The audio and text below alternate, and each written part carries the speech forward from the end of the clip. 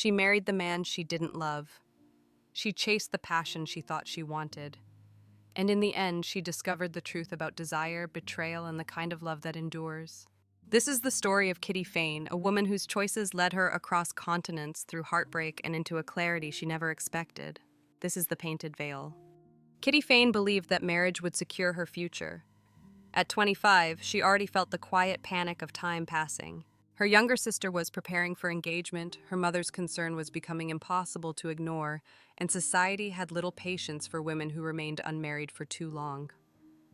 When Walter Fane proposed, she accepted him not because she loved him, but because she was afraid of being left behind. She persuaded herself that affection might grow in time.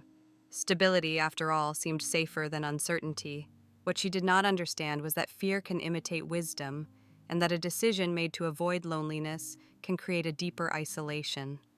Walter loved her with the seriousness that bordered on reverence. He was intelligent, disciplined, and quietly devoted, but he was not expressive. His affection was steady rather than charming, restrained rather than romantic. Kitty, however, had grown accustomed to admiration. She wanted to feel admired, desired, radiant. Walter respected her deeply, yet he did not know how to make her feel extraordinary. When they moved to Shanghai, that difference became impossible to ignore.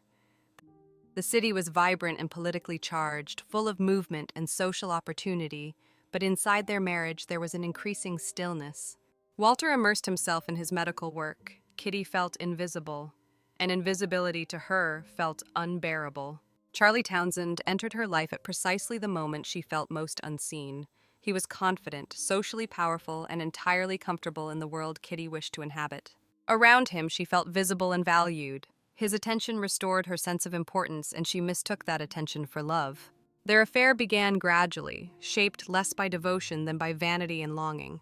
For Kitty, it felt like escape. It felt like proof that she was still desirable. But secrecy is not sacrifice. When Walter discovered the betrayal, his composure was more devastating than anger would have been.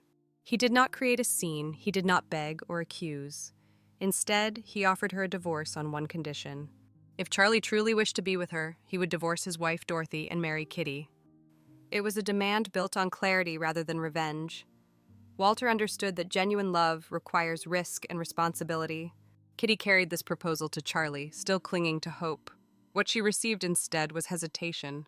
Divorce would cost him reputation, position, and stability.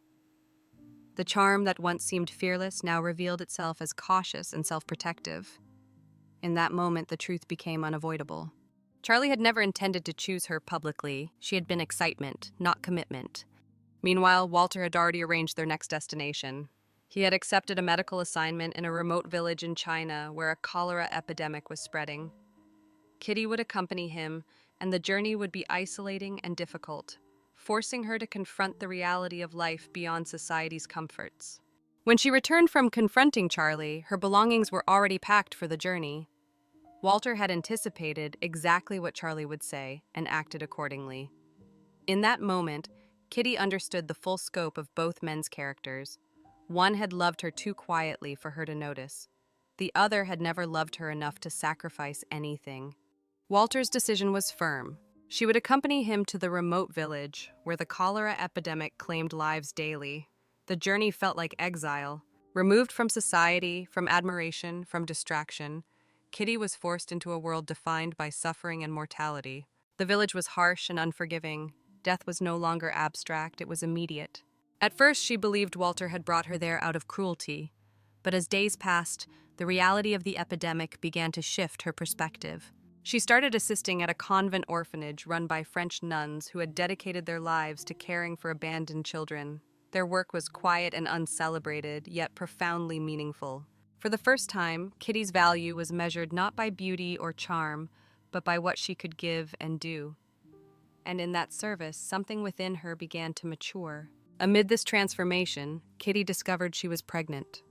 The news carried both hope and uncertainty. The child could be Walter's.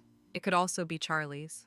When Walter asked her directly whether the baby was his, she answered with honesty. She did not know. The question hung between them, heavy with implication. Walter had every reason to withdraw. Pride alone would have justified distance. Yet he chose to accept the child regardless of its paternity. His decision was not dramatic, it was steady and deliberate. He would raise the child as his own. In that act of acceptance, Kitty began to understand the depth of his character. His love was not dependent on convenience. It was not conditional upon perfection. It endured even after betrayal. For the first time, she saw the magnitude of what she had nearly lost. As the epidemic continued, their relationship softened. There were no grand declarations, but there were small moments of understanding. There were shared glances, gentle conversations, and a growing ease between them. Gradually, Kitty came to feel a love she had never known, steady, profound, and undeniable. She began to love Walter not for what he lacked, but for what he embodied: integrity, intelligence, and calm courage. And just as that love fully formed, tragedy intervened. Walter contracted cholera while continuing his work among the villagers. The disease he had fought with such dedication ultimately claimed him. His death was restrained, almost painfully quiet, mirroring the way he had lived. For Kitty, the grief was sharpened by timing. She had only just begun to love him without illusion, and now he was gone. Years later, when she encounters Charlie again, the contrast is unmistakable. He attempts to reassert his charm, to revive what once existed between them. But Kitty no longer sees him through the lens of desire. She sees him clearly.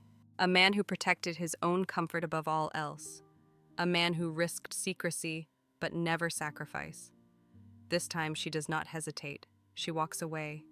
Kitty's story is not merely about infidelity or romance. It is about awakening. She began as a woman who feared obscurity more than unhappiness. She sought admiration without understanding its cost. She confused attention with devotion and passion with love. Through exile, service, motherhood, and loss, she confronted the consequences of her choices. By the end, the illusions that once governed her have fallen away. The painted veil that obscured her understanding of herself and others is lifted, and in its place stands a woman who finally sees clearly.